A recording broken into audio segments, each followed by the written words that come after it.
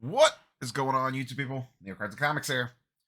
Today, dip back into the PSA SGC news. We've all had a day to kind of let this stuff marinate around a little bit. And what I actually did was I kind of wanted to go through a few of the, let's just call it fallout points or big questions hanging in the air, getting into some speculation territory post a day after this little maneuver. So what I actually did was I went through the comments and I didn't pull up individual questions or anything like that, but I just got kind of a general vibe. Like, what questions am I seeing the most across the live stream and the second video post the official announcement that I dropped? So we're going to run through, I think I got like 3 or 4 bullet points that I want to hit on. I'll tease something here at the top.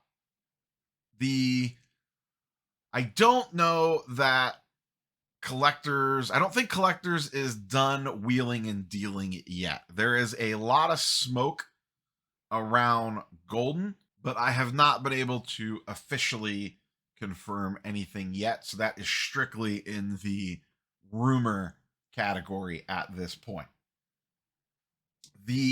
Let's run through some of the SGC stuff. First off, demand. What will the initial demand look like coming out of this? So I ran a poll, and it's still early in. There's only about 100 and maybe almost 200 results. And 33% of people said they are less likely to use SGC today than they were yesterday, basically. So post this news, 30-some% of people were less likely to use them. Now, we'll be able to see this play out in real time. They currently have a little bit of a backlog. They have a small amount of backlog. We're about to get gem rate numbers. I'll probably end up covering those early next week because I'm going to be out of town this weekend heading to the Shipshawana show.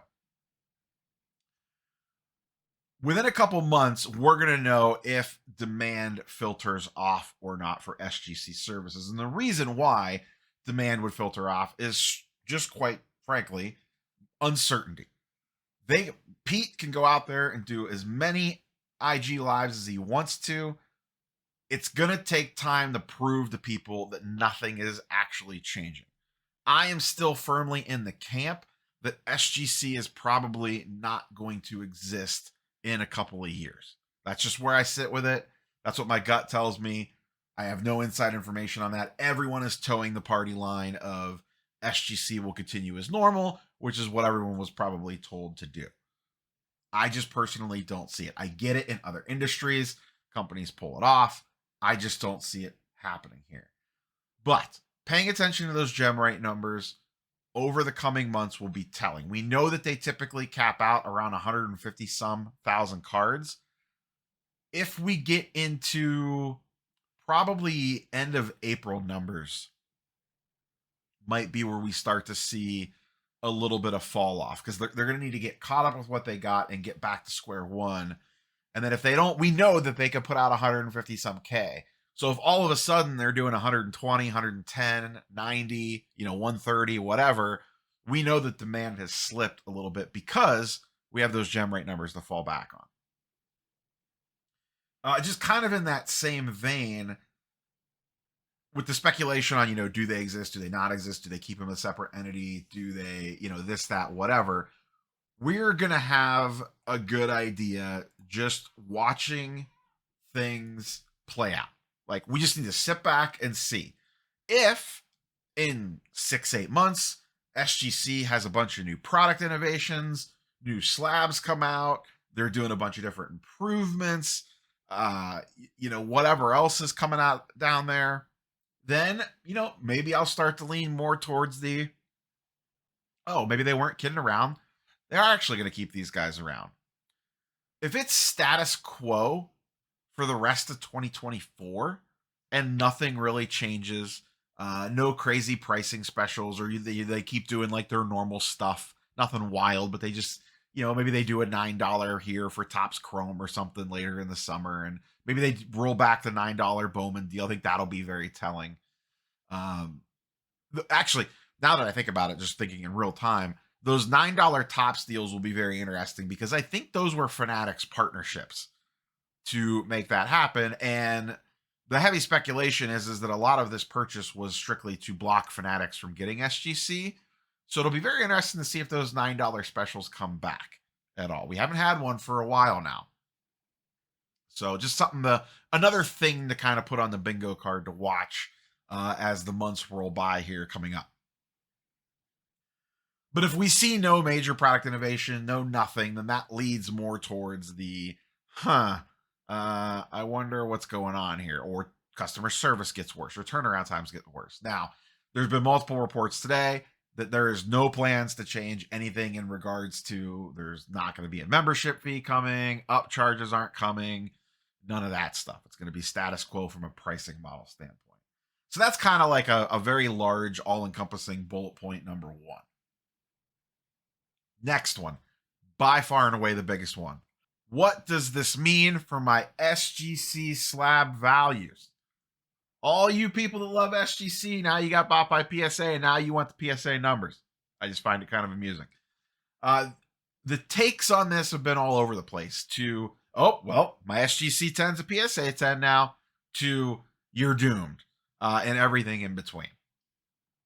I lean more towards the, if I had very expensive cards, especially non-vintage cards, in an SGC holder, I'm not going to lie, until some of this stuff plays out, I would be a little nervous. But I also lean in the camp that SGC is probably not long for this world if you're looking out a few years. And if that's the case, then what happens to the value of the SGC slab? And even if SGC stays around and nothing happens, there is going to be a percentage of people that are a little shook by this and have a little bit of fear around that. I don't want to deal with that because I don't know what's going on with that. So that's going to hurt your buyer pool a little bit, just a little bit. So, and I don't think this is going to like decimate their slab values or anything crazy like that, but I don't think it's going to help. I guess maybe there'll be some initial FOMO around people like thinking that, and this will be another thing that we'll talk about, is that their SGC 10s are going to magically turn into PSA 10s. We'll talk about that in a minute. But maybe there's some FOMO around people buying up SGC 10s, smacking the bins on stuff in the short term. I just don't necessarily see this as a net positive for ultra modern anyways, in the pricing category, in the beyond short term to medium to long term. But once again, I lean more towards the I'm not sure SGC is still going to be around camp, so that's skewing my vision on that a little bit. Next, kind of what I talked about there, crossovers.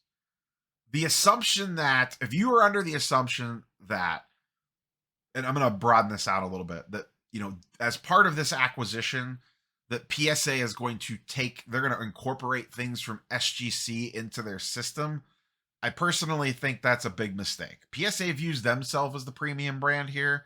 They're not going to, they're not going to adjust their grading scales. That's some talk about like, oh, they're going to merge the grading scales together. That's not going to happen, folks. PSA does not want a 10 higher than the PSA 10.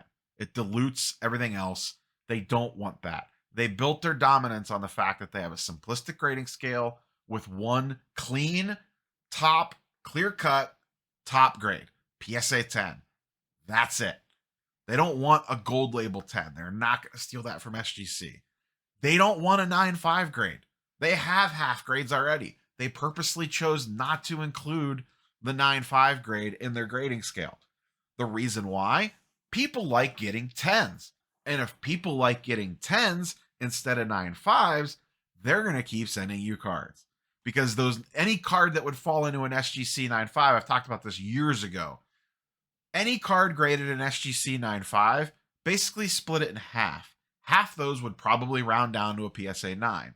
Half those would probably bump up to a PSA 10. Since PSA doesn't have it, it just naturally makes more 10s in the marketplace. You know what people like? 10s. You know what people keep submitting cards because they feel good about it? Getting 10s. That's a big part of the reason why I believe that PSA is in the position that they are in. A clear-cut, clean easy to understand, top line grading scale. So I don't think they're going to be stealing anything from SGC along those lines. The crossover stuff, the people just assuming that PSA 10 or SGC 10s are mythically going to be PSA 10s now. One, that's just not the case. Two, you have to remember the companies were not the same prior to today, and according to everybody involved, they're still not going to be. That means their grading standards are different.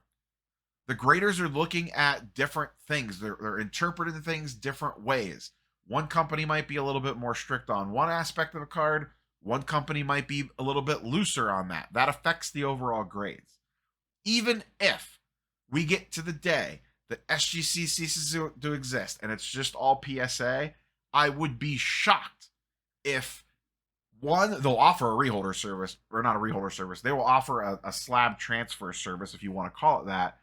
But I would have to imagine there would be at least some form of chance at a regrade on that. Now, my guess is they would be pretty lenient because they would want people to take advantage of it. But I don't think it would just be as clean as, oh, every 10 is automatically a 10. Because then it comes down to, like I said, PSA does not have a 9.5. What would you do with the SGC 9.5s? Those would all need to be regraded to see if they get bumped up or bumped down. Once again, if they did something like that, I'm guessing they would play it pretty fast and loose on that. But at the same time, they're not going to want to bump a card up and put it in their holder if it looks like absolute trash. I'm not saying that SGC overgraded a card. Maybe the card got damaged living in the slab all these years, bouncing around. Who knows? But to just, if the mistake here is just assuming that whatever your SGC graded card is magically going to turn into the same grade in a PSA slab. I don't think it's going to be as clean cut and easy as that, assuming this goes the way of PSA eventually absorbing them completely. Now, if they stay separate, they stay separate. I think they're going to have to stay separate for a while, and I think we're going to have to see a lot of improvements and innovation out of SGC for people to buy the fact that they are going to remain separate companies. Next thing, I've seen a lot of chit chat kind of in the similar vein about set registry stuff. A lot of questions around that. I would be shocked, absolutely shocked, if PSA let SGC slabbed cards on the set registry. They are, remember, this is their words, not mine. They are two separate companies.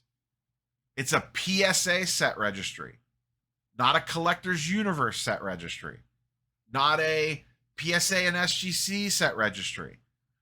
The set registry people are some of the most insane, loyal brand followers that there are. Do you really think they're going to piss those people off by allowing people to put SGC slabs in their set registry database? And the people that are working on the set registry database, the reason that they are is because they are the ultimate PSA fanboys. They aren't going to want an SGC slab filling a slot in on their set registry stuff. And to be honest, most modern collectors don't care about a set registry. So I don't see the set registry thing being a needle mover here. I don't see collectors or PSA allowing SGC slabs onto the PSA set registry. I don't see it. Now, maybe they make a different set registry that combines the two together. Maybe they do something like that. But the PSA set registry as is, I do not see changing. If anything, maybe they build out a hybrid one that says, hey, if you want to take advantage of this, it lives here. It's separate from the thing over there. They're not going to want to make those people mad. They're just not. If anything, a universal set registry will probably come from a third party, not one of the grading companies, because if you're going to do it, you would want all the grading companies involved, at least all the big players. So you'd want Beckett and CGC in there too, not just PSA and SGC. So I don't see the set registry angle for this at all. I just don't, I mean, I get why people would jump to that conclusion.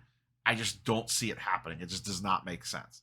PSA is not going to want to dilute their brand by allowing SGC stuff in the PSA set registry. I cannot buy that. I just don't see it. Maybe I'll be wrong. If I am, I'll make a video about it. Perfectly fine.